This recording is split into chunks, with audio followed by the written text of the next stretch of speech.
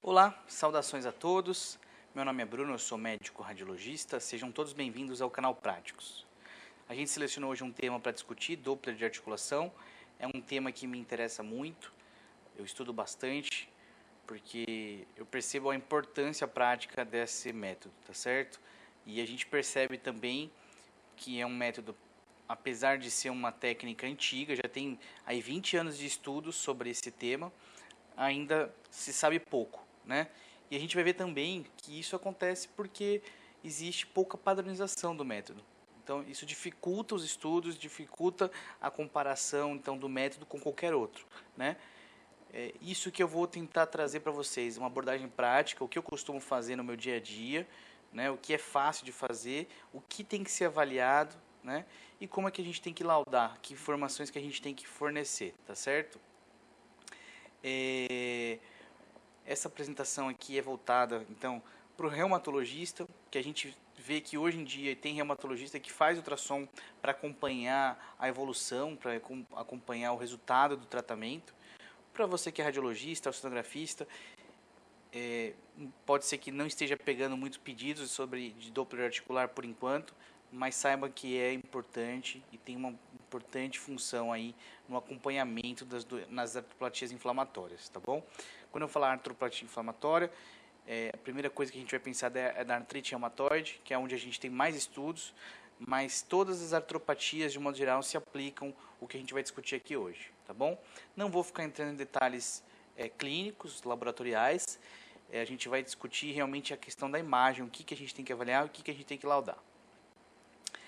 Então, lembrar, como eu falei, que a ultrassonografia ela tem uma sensibilidade, uma especificidade próxima à da ressonância magnética, tá bom?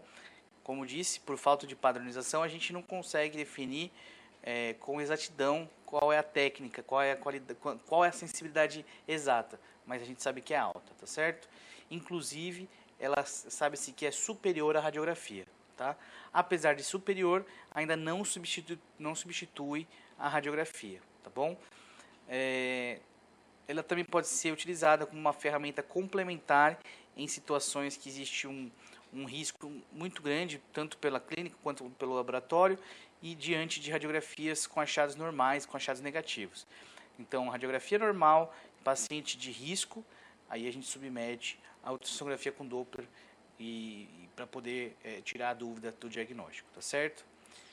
Então, como eu falei também, a questão da pouca padronização da técnica é que prejudica a reprodutibilidade. E a gente vai falar sobre isso. Eu vou tentar mostrar a evidência, o que estudos mostram para a gente, o que a gente tem que fazer para poder fazer o diagnóstico correto, tá bom? Como eu disse também, o ultrassom ele pode ser muito útil para monitorar a eficácia do tratamento, né? A gente tinha então, por exemplo, uma articulação que a gente via atividade ao estudo Doppler, depois que iniciou o tratamento, essa atividade sumiu. É muito importante esse monitoramento, tá certo?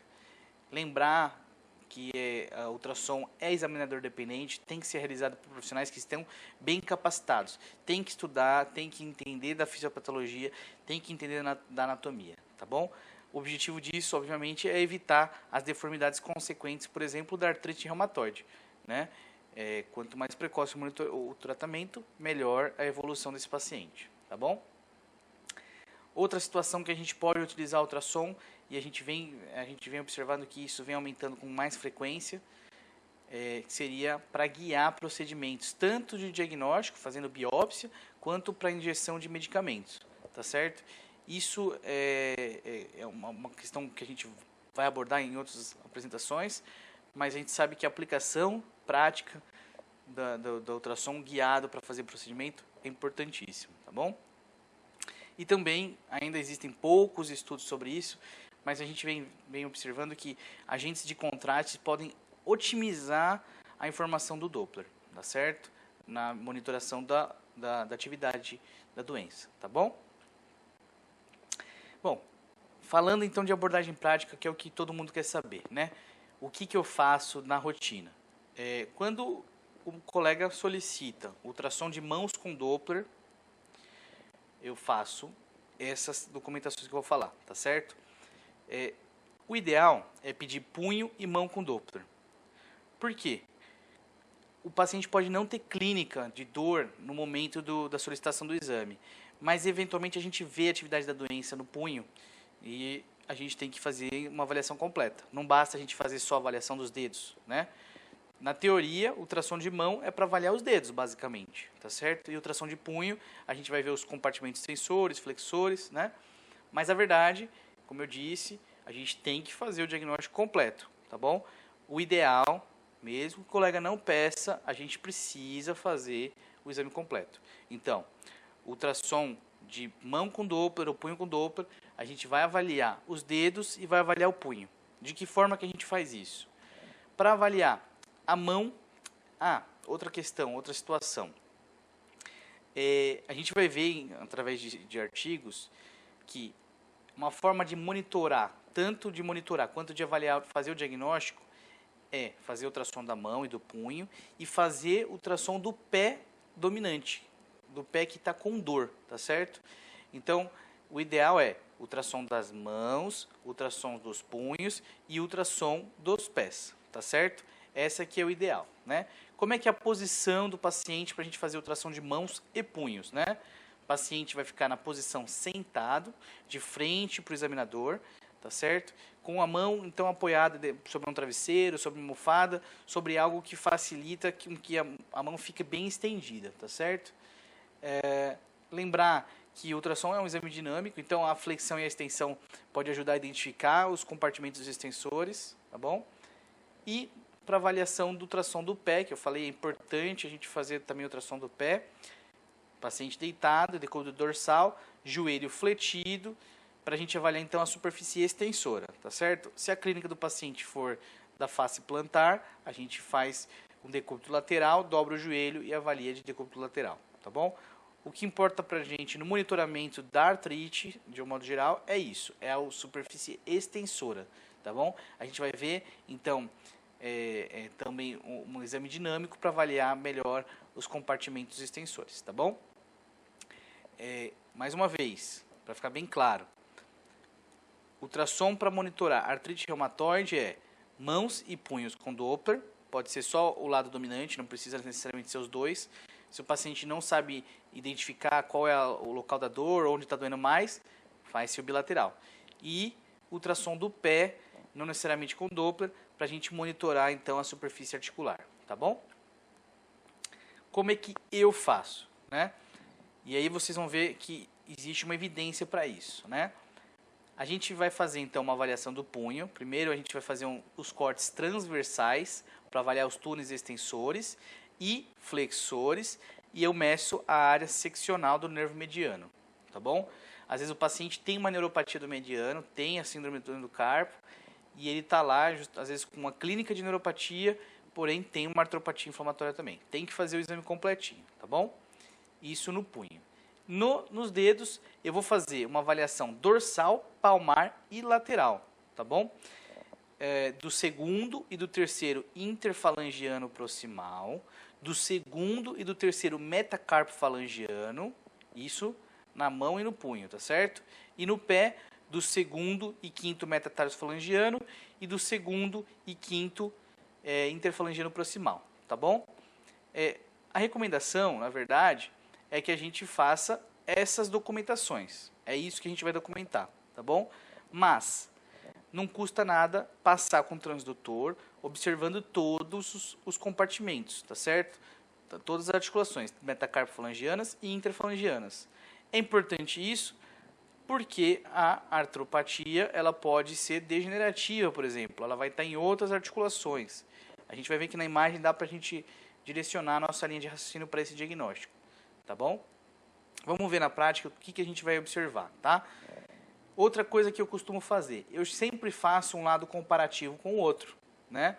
A gente tem uma facilidade realmente que o ser humano é basicamente simétrico, o que a gente vê de um lado tem que ver do outro. Então, às vezes, para diferenciar uma articulação, um tendão de outro, a gente compara um lado com o outro, tá bom? Então, eu faço o corte transversal do primeiro túnel, extensor de um lado direito, o primeiro do lado esquerdo.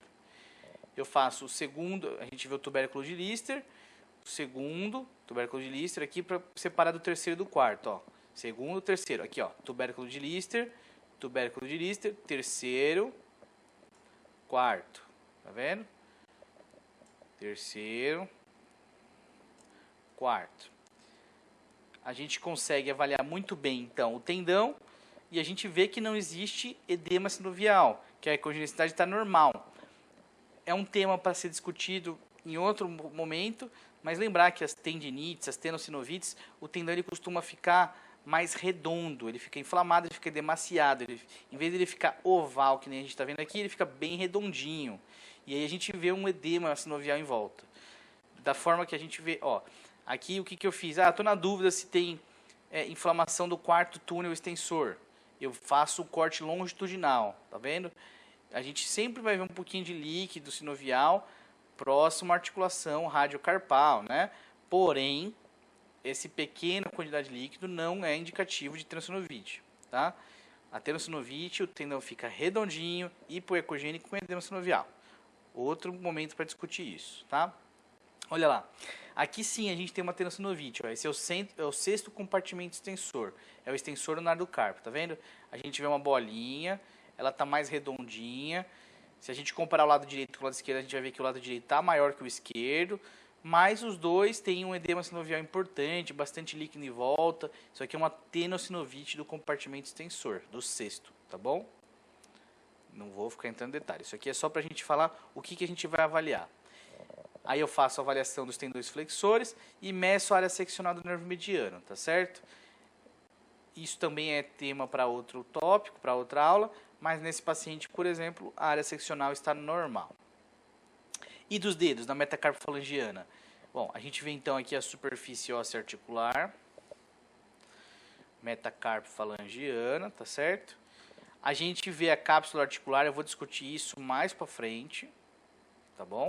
Vamos discutir isso mais para frente. E essa caixinha aqui é a caixinha do Power Doppler. Eu vejo que não tem atividade. Existe uma sinovite aqui, eu vou discutir o que é essa sinovite, mas não tem atividade ao estudo Doppler, tá certo? E interfalangiana proximal. O que eu costumo fazer de modo que facilita nosso estudo? Eu já coloco a interfalangiana proximal e a distal. Se o transdutor permite isso, né, se a mão do paciente permite isso, eu ponho a falange média no centro da tela e eu avalio a distal e a proximal, tá certo? Daqueles dedos que eu falei, né? Vamos ver por que a gente faz essa avaliação. Olha só, essa decisão não tirei da minha cabeça de fazer especificamente o segundo e o terceiro dedo, tá? Existe uma evidência. Esse artigo especificamente aqui é um artigo de 2009, ele sugeriu o score 7, tá? Quem procurar na internet vai encontrar esse score 7. Ele é um score clínico, é bem extenso, muita informação clínica que é importante, mas a gente vai adaptar ele para o nosso estudo, tá certo? A gente precisa juntar a clínica com a imagem, senão não adianta nada dar informações. O que esse estudo de 2009 disse? Ele pegou pacientes então que tinham artrite reumatoides, uma média de idade de 7,7 anos de diagnóstico, tá certo? E ele chamou de score 7 porque ele avaliava 7 articulações. Quais são as 7 articulações? Da mão e do pé clinicamente dominante. Por isso que eu falei, tem que fazer punho, mão e pé. O punho e a mão com Doppler e o pé para a gente avaliar se tem sinovite, tá bom? Então, quais são as articulações? O punho, a gente vai fazer uma avaliação tanto da articulação radiocarpal, unocarpal, intercarpal, a gente vai olhar tudo que a gente conseguir, tá certo? A gente vai avaliar o segundo e o terceiro metacarpofalangianos, segundo e terceiro interfalangianos proximais e segundo e quinto metatarsofalangianos. Essas são as articulações que devem ser inclusas no seu laudo, na sua avaliação. Tudo que você fizer a mais, você está ajudando o paciente. Mas, no mínimo, é isso que a gente vai ter que avaliar para fazer o diagnóstico de artropatias inflamatórias, tá bom? Muito bem. E aí, a gente falou de fazer um score, tá certo? Esse score, ele levava em conta as escalas de cinza, o Grayscale e o Power Doppler, tá certo? E aí a soma desses scores chegava ao diagnóstico ou não, tá bom? Então, ó, só para lembrar, a avaliação do punho, do segundo e do terceiro metacarpofalangianos e do segundo e do terceiro interfalangiano proximal. E no pé, a gente vai avaliar o segundo e o quinto metatarsofalangiano. Tá bom? Muito bem. O que a gente avalia no ultrassom? A sinovite, que é a parte principal do exame, que eu já vou perder um pouquinho mais de tempo. Erosão óssea e tenossinovite. Vou dar uma pinceladinha nesses três tópicos aqui só para a gente entender, né? A sinovite, então, seria o achado mais precoce do ultrassom e seria o que equivale a uma área hipoecóica, não deslocável e pouco compressível, que fica dentro da cápsula articular, tá certo? Normalmente, a cápsula articular ela é preenchida por gordura, então ela costuma ser isoecogênica em relação à avaliação, à imagem adjacente, né? Então, ela é mais hiperecogênica, tá vendo? E a sinóvia normal, ela não é identificada no ultrassom, né? Sinovite, então, é quando a gente vê uma área pretinha, naquele caso que eu ilustrei, tinha uma sinovite, a gente vai falar que grau que é aquela sinovite, e a gente só identifica nos casos de patologia, né? Aí, esse artigo de 2001, olha como é antigo, né? Propôs uma classificação dessa sinovite, né? Que ia, então, do grau 1 ao grau 3. O normal, então, a gente não vê. O grau 1, a gente já vê, então, uma pequena elevação da sinóvia, uma leve, uma discreta imagem hipoecóica, né? O moderado, a gente já tem uma elevação da cápsula articular, que já toca, então, completamente a epífises, né? E a severa, grau 3, ela, além de se insinuar, ela ultrapassar, então, as epífises, ela se insinua para a metáfise, tanto para um lado quanto para o outro. Ela pode se insinuar para os dois lados, inclusive, tá certo? Na prática, dá para ver isso. É uma avaliação que pode parecer subjetiva, às vezes entre um grau 2 e um grau 1, mas dá para entender. Vamos ver aqui na prática, olha só. Esse paciente aqui, provavelmente jovem, a gente vê então uma linha da físio, ó, não estava fechada, a epífise, né? Então a gente via essa articulação que é a metacarpofalangiana, tá certo? A gente vê o triângulozinho aqui, que é o espaço sinovial, vazio, hiperecogênico, tá bom? Então, era grau 0, normal, tá bom? Depois a gente vê aqui uma superfície óssea articular, também, tá certo? E aí a gente vê aqui, ó, uma cápsula articular querendo aparecer, tá vendo? Ainda é bem no comecinho, grau 1. De novo, superfície óssea articular. E a gente vê aqui, ó, já se insinuou completamente pela epífise, o triângulozinho, né? E o grau 3, ó, superfície óssea articular, e a gente vê que tem uma área hipoecogênica já se insinuando para os dois lados, inclusive, ó. Tá vendo? Ela é bem grandona, tá bom? Notem que todos esses exemplos aqui, nenhum deles tem atividade ao estudo Doppler, tá bom? E aqui é uma observação que eu faço aí dentro da aula toda de inflamação. Isso aqui é uma alteração degenerativa, tá? Osteofitose é um achado típico de alteração degenerativa, tá bom? Então, artrite vai fazer erosão, vai fazer lesão do osso, né? Cisto subcortical. Osteófito é igual a degeneração. Então, a gente pegou uma articulação. Isso aqui é uma articulação, ó, tá vendo? A gente pegou uma articulação bonitinha. E a gente viu uns pontinhos brancos, uns osteófitos marginais. Desse jeito, esse caso aqui bem exuberante, isso é uma artropatia degenerativa. A gente pode até ligar o Doppler, mas a gente mal vai conseguir avaliar a sinóvia, porque o osso vai fazer sombra e vai atrapalhar essa avaliação. A sinóvia possivelmente está aumentado, mas com osteofitose desse jeito, provavelmente é degenerativo, tá bom? Lembrar, deu osteófito, pensar em artropatia degenerativa, tá bom? Em relação à sinovite, ainda a gente consegue avaliar, graduar em questão de Power Doppler, para avaliar se tem atividade ou não, então, ao estudo Doppler, né? Existe também uma classificação proposta de 2001. Essa classificação ela vai de ausente a severa. Aqui já é mais difícil, tá? Obviamente que a classificação 0 e a classificação 3, que seria severa, é muito fácil de diferenciar, mas um grau 1 para um grau 2, um grau 2 para um grau 3 pode ser realmente difícil, tá bom? O que importa pra gente é a atividade, tentar monitorar e tentar classificar, tá bom? Na prática, o que a gente vê então? Ó, superfície articular, esse paciente aqui mal tinha uma sinovite, tinha uma sinovite grau 1, né? E atividade 0, né? Não tinha fluxo, só estudo Power Doppler. Nesse caso aqui, superfície óssea articular, a gente vê aqui uma cápsula articular bem exuberante, já se insinuando para as metáfises, né? Então é um grau 3, sinovite, né, do estudo Grayscale, né? Porém, no Doppler a gente só via um foquinho, né? Um foquinho único. Então, grau 1. No grau 2, ó, mais uma sinovite bem importante. Já via uma insinuação da sinóvia para metáfise, né? E a gente já vinha pelo menos 2 foquinhos aqui, ó. Grau 2, tá certo? E o grau 3, bastante alteração aqui, essa superfície óssea, aqui a superfície óssea. Sinovite também enorme, né? Pegando bem a metáfise mais proximal. E fluxo intenso, ó, em mais de 50% da sinóvia, tá certo? Isso é um grau 3, tá? Como eu falei, às vezes não é tão fácil de diferenciar um grau 1 para um grau 2, mas um grau 3 não tem dúvida, né? A erosão óssea que eu falei, no raio-x, quando for muito discreta, muito sutil, pode ser que a gente nem veja essa erosão óssea. Então o ultrassom está aí para ajudar bastante a gente essa avaliação. Isso aqui é a cabeça do húmero, tá certo? Isso aqui é a cabeça do húmero. E a gente vê que tem uma bolinha, tá vendo? Uma solução de continuidade da superfície cortical. Isso aqui é o tendão supraespinhal com o cisto subcortical, tá vendo? Às vezes esse cisto isolado não tem nenhuma implicação clínica, mas tem que ser relatado eventualmente, principalmente se for múltiplos cistos subcorticais, aí na inserção do supra, do infra, tá bom?